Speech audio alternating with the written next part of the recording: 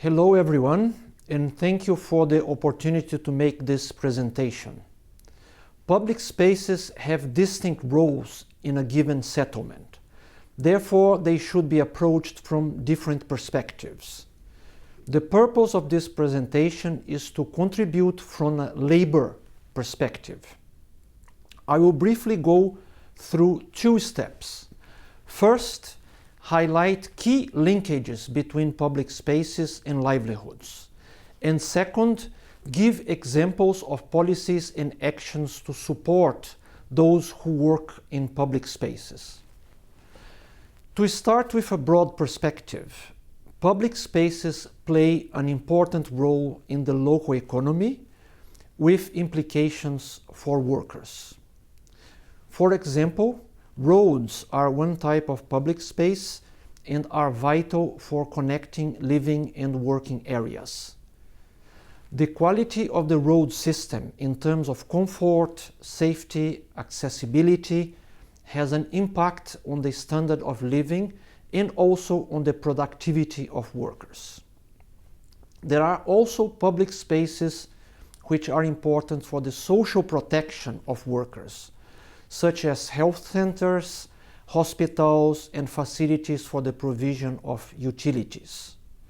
Therefore, the good planning and management of spaces, such as the ones just mentioned, have an important impact on the world of labor. At the same time, there are large numbers of people who actually use public spaces as workplaces. Street vendors constitute one large group.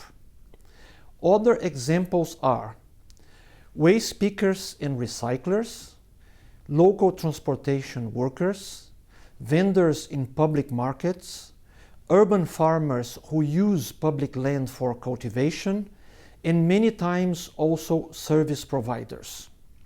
It is common to see open areas in developing countries with hairdressers, typists, entertainers, and other types of professionals. Like in the case of workers and entrepreneurs who operate in private areas, it is also important to understand the needs of those who use public areas as workplaces. And many of them are poor, operate informally, and have no other option of place to work than a public area. Many of those working in such areas face challenges which may be related to harassment, occupational or environmental health, lack of safety, as well as to lack of proper skills and business training.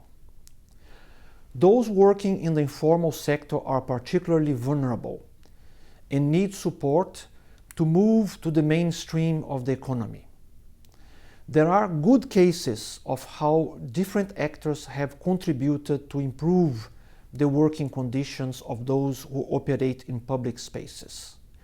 For example, local authorities which regulated street vendors, making them legal. Also, on-account workers gaining ground through organizing in associations like garbage pickers and recyclers in Colombia and Brazil, or provision of training by a number of NGOs. The latest International Labour Conference in June 2015 approved a recommendation on the transition from the informal to the formal economy. It suggests an integrated approach involving actions in different tiers of government, as well as workers' and employers' organizations, including cooperatives. This also entails the promotion of local development strategies with specific reference to regulating the access for use of public spaces for subsistence livelihoods. In addition, the recommendation includes specific measures to support small enterprises, many of which, again, operate in public spaces. To give now the example of a practical initiative, the ILO has been working together with the United Cities and Local Governments, UCLG, to promote cooperation among municipalities with particular attention to public markets and street vendors. Workshops were implemented in different parts of the world, such as Morocco, Colombia, Mozambique, and Spain. Also, direct city-to-city cooperation has been promoted. For example, in Durban and Maputo, on the training of public market vendors. We would like to create a network to expand such cooperation. To conclude, I would like to note that usually policy making with a focus on working conditions and the provision of a safe and healthy workplace is separated from policy making with a focus on spatial planning and management.